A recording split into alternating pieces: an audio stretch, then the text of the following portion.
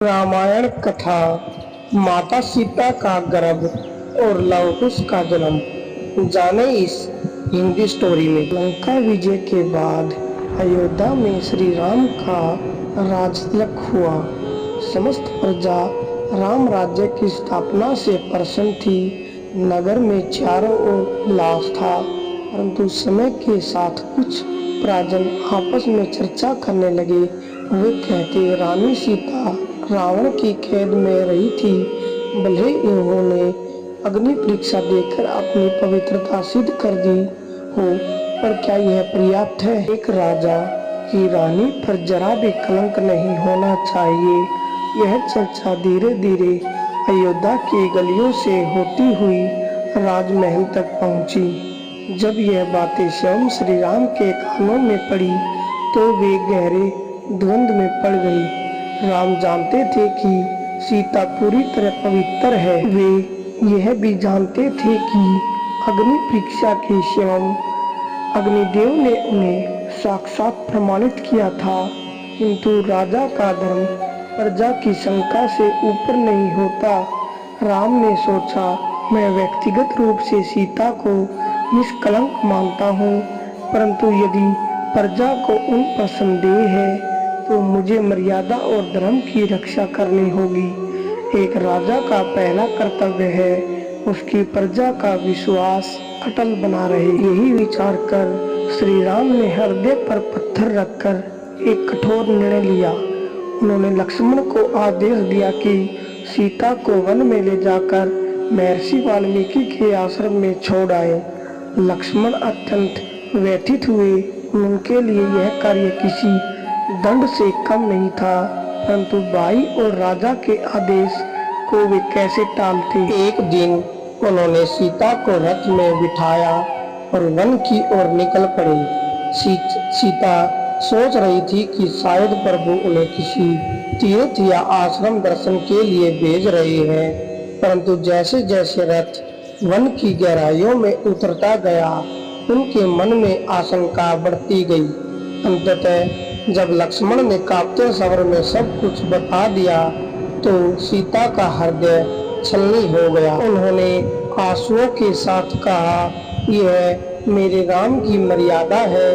प्रजा की संख्या के कारण वे अपनी पत्नी का त्याग कर देंगे, किंतु ठीक है, मैं उनके निर्णय को भी धर्म मानकर स्वीकार करती हूँ। मेरी यही नीति है। कुछ ही समय बाद लक्ष्मण उन्हें वाल्मीकि ऋषि के आश्रम पहुंचा देते हैं। ऋषि ने उनका स्वागत किया और आश्वासन दिया, माते आप निश्चित रहिए, आपकी पवित्रता पर समय समय प्रमाण देगा। यह आश्रम अब आपका आश्रम है।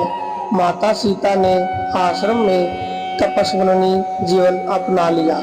वे साध्वी रूप में रहती, प्रार्थना करती और ऋषि के शिष्यों के साथ वनवासियों की सेवा करती।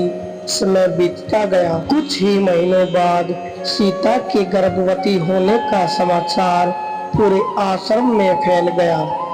ऋषि वाल्मीकि ने यह जानकर कहा, यह कोई साधारण संतान नहीं होगी, यह राम वंश के गौरव को बढ़ाने वाले होंगे। सीता गर्भ अवस्था के दौरान निरंतर प्रभु राम का स्मरण करती रही। वे मन ही मन कहती, प्रभु यद्यपि आपने मुझे त्याग दिया है, पर मेरे हृदय अब भी केवल आपका ही है। मैं जानती हूँ कि मेरी संतान आपके ही तेज से उत्पन्न होगी और एक दिन आपको पहचानने में दुनिया को बाध्यता देगी। समय आया और वन के बीच स्थित उस आश्रम में दो तेजस्वी बालकों का जन्म हुआ। पूरा आश्रम आनंदित हो उठा। श्री वाल्मीकि ने उनके नाम रखे। बड़े का नाम लव, छोटे का नाम कुश। दोनों बालक अद्भुत तेज और शौर्य से युक्त थे। वे बचपन से ही वेद मंत्र, धनुर्विद्या और शस्त्रों की शिक्षा लेने लगे। सीता उन्हें स्वयं संस्कार सिखाती और वाल्मीकि उन्हें युद्ध कला और शास्त्र ज्ञान में दक्ष बनाते। कुछ वर्ष बाद श्री राम ने अयोध्या में अश्वमेध यज्ञ का आयोजन किया। एक घोड़ा पूरे राज्य में घुमाया गया। जो भी राजा उस घोड़े को रोकता उसे यज्ञकर्ता से युद्ध करना पड़ता। वह घोड़ा संयोग से वाल्मीकि आश्रम के निकट पहुंचा। लव और कुश ने उसे देखा और कहा, यह घोड़ा हम नहीं जाने देंगे। यदि यह धर्म का नियम है तो हम उसे चुनौती देंगे। उन्होंने घोड़े को बांध दिया। अयोध्या से भेजे गए योद्धाओं ने उनसे युद्ध किया, किंतु दोनों बालकों ने उन्हें पराजित कर दिया। अंततः शिवम, लक्ष्मण, भरत और शत्रुघ्न आए, परंतु वे भी इन बालकों की अद्वितीय शौर्य से चकित रह गए। अंततः में श्री राम युद्ध भूमि में आए। जब उन्होंने सामना लव कुश से हुआ तो उन्हें देखा कि ये बालक किसी साधारण कुल के नहीं हो सकते। राम ने कहा, बालकों, तुम्हारा पराक्रम तो मेरे सम्मान है, बताओ तुम कौन हो। तब लव और कुश ने कहा, हम वाल्मीकि आश्रम के बालक हैं, हमारी माता का नाम सीता है। यह सुनकर श्री राम का हृदय कांप उठा। उन्हें तुरंत सत्य का बोध हुआ कि ये उनके ही पुत्र है। राम ने माता सीता को दरबार में बुलाया।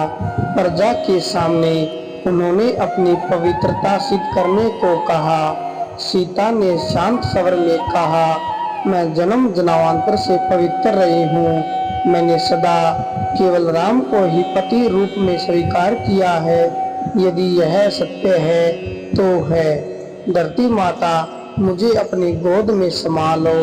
ज्यों ही उन्होंने यह कहा, धरती फटी और माता सीता उसमें समा गई। संपूर्ण अयोध्या शोक में डूब गया।